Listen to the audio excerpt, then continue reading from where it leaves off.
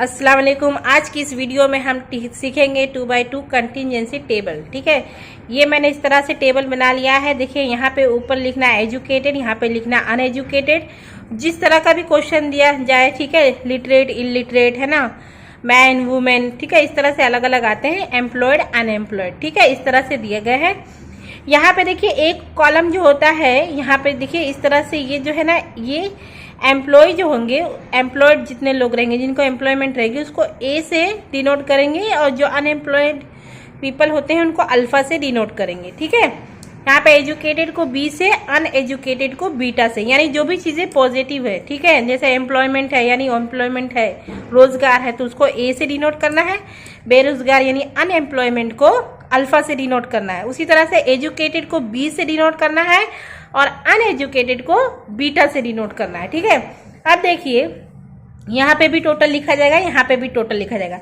ये बी का कॉलम है तो इसके टोटल को बी ही बोलेंगे, ठीक है, बी का टोटल, और ये ए है तो इन दोनों के टोटल को ए कहा जाएगा। ठीक है, और यहाँ पे देखिए ये अल्फा है, ठीक है, तो इन दोनों के टोटल को अल्फा कहा जाएगा। ये बीटा है तो इन दोनों के टोटल को बीटा कहा जाएगा। बी और बीटा का जो टोटल होता है वो एन होगा, ठीक है, और यहाँ पे ये जो है ए, ठीक है, यानी ये ए है और ये अल्फा, इन दोनों के टोटल भी एन होगा। जैसे समझते हैं हम, देखिए ये बी है, क्या है, बी है, और ये क्या है, प्लस बीटा इक्वल टू क्या होगा, ए। ठीक है, यानी इन दोनों को जोड़ेंगे, प्लस करेंगे तो ए आएगा। समझ में आया?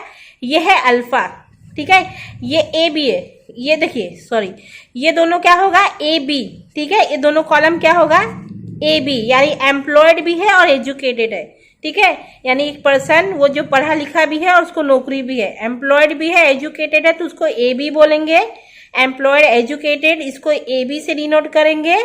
और ये है अनएम्प्लॉयड और एम्प्लॉयड एंड अनएजुकेटेड, यानी जो पढ़ा लिखा नहीं है, ठीक है, अनपढ़ है और उसके पास रोजगार है, तो ए और बीटा, ठीक है, इन दोनों का टोटल, इन दोनों को मतलब ये दोनों सेल एड्रेस क्या होगा, ए और बीटा।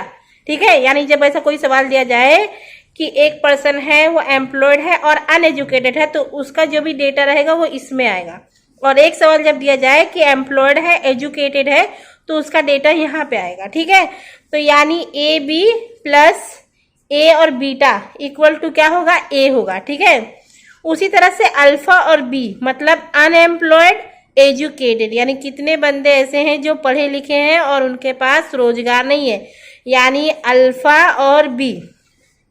ठीक है, अब कितने बंदे ऐसे हैं जो अनएम्प्लॉयड है और अनएजुकेटेड है, यानी बेरोजगार है और पढ़े लिखे भी नहीं है, यानी अल्फा और बीटा।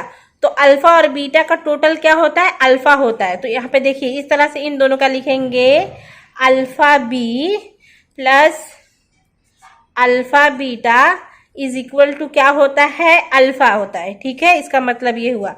अभी देखिए बी और बीटा, बी और बीटा को जोड़ने से क्या होता है, इक्वल्स टू क्या होता है, एन होता है। ठीक है, इन दोनों को टोटल करेंगे तो यहाँ पे एन होता है, इन दोनों को टोटल करेंगे तो टोटल एन होता है, तो यानी A plus alpha is equal to क्या होगा, एन होगा।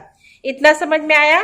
ठीक है, ये कंटिजेंसी टेबल ऐसा होता है कि आपको सम दिया जाएगा, उसमें से एक का फिगर दिया रहेगा, एक का इंफॉर्मेशन दिया रहेगा, उसके बेस पे हमें दूसरा भी निकालना होता है।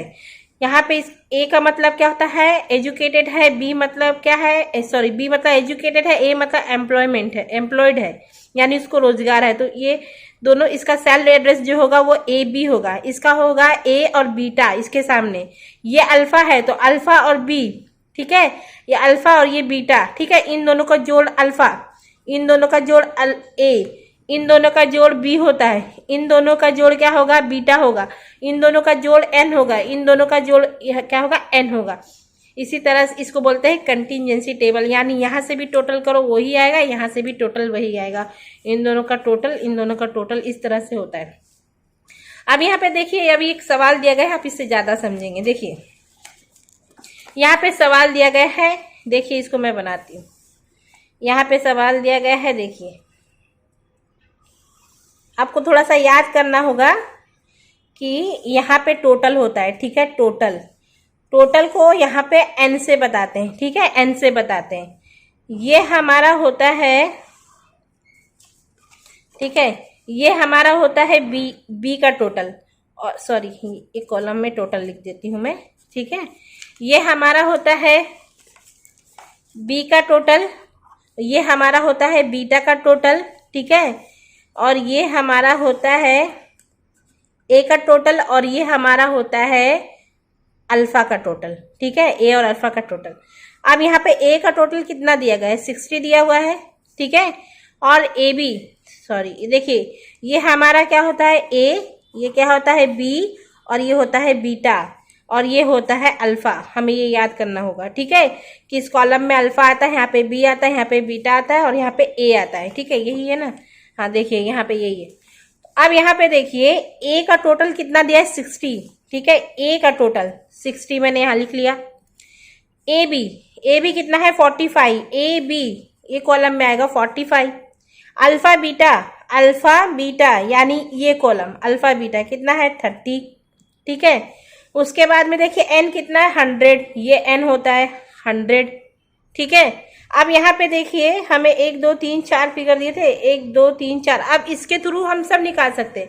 देखिए आपको पता है, देखिए ये 60 है और ये 45 है, तो इन दोनों को जब माइनस करेंगे तो ये यहाँ का आ जाएगा, यहाँ का कितना आएगा 15, ठीक है।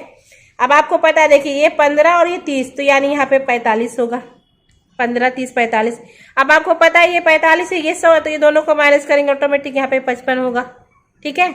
अब देखिए यहाँ पे 55 यहाँ पे 45, तो इन दोनों को माइनस करेंगे ऑटोमेटिक 10 आएगा। आ गया ना, कितना इजी है। अब देखिए 30 और 10 कितना होता है 40, यहाँ पे आ गया 40, और ऐसे भी 100 में से 60 माइनस करेंगे तो आएगा 40। अब आप कहीं से भी जोड़ेंगे तो ये इक्वल आएगा, तो इसको बोलते हैं 2x2 कंटीजेंसी टेबल, ठीक है। तो इस तरह से ये इसका सॉल्यूशन होता है।